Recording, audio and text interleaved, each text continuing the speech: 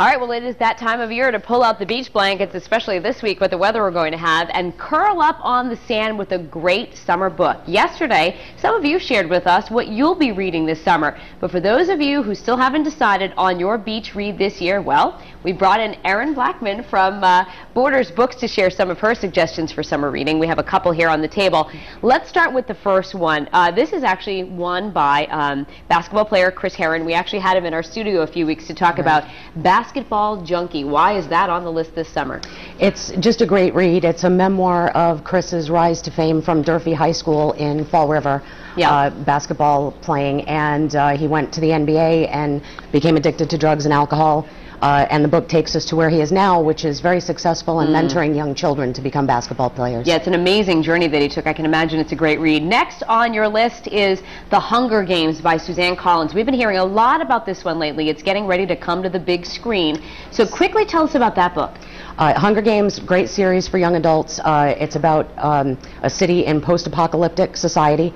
Kids are brought in from 12 districts that surround the city, and they play games to compete for food for their families, for life rather.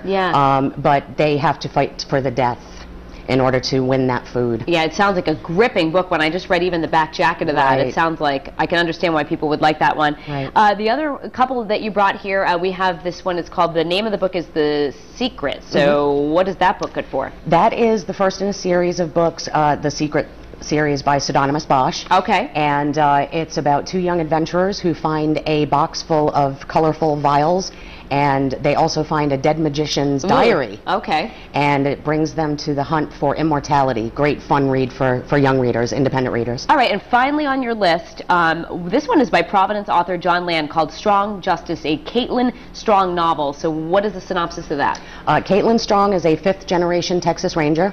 This particular book follows her on the path of a serial killer who leaves his kills at the Mexican border. Okay. And the next in the series is due out on June 21st, and John will be at our store in Garden City on the 25th. And before we let you go, you have the Kids Summer Reading Challenge. In a nutshell, what's that about? Double Dog Dare. Kids under 12 read 10 books, get one free from a selected list of titles. Excellent. And I think all kids should do that. It's so important to keep it going through the summer. Absolutely. You know? All right, well, we thank you so much for those tips, Erin, and hopefully we'll be able to kick back and enjoy one of those books. To find out that full list and more information about the reading program, you can head to foxprovidence.com.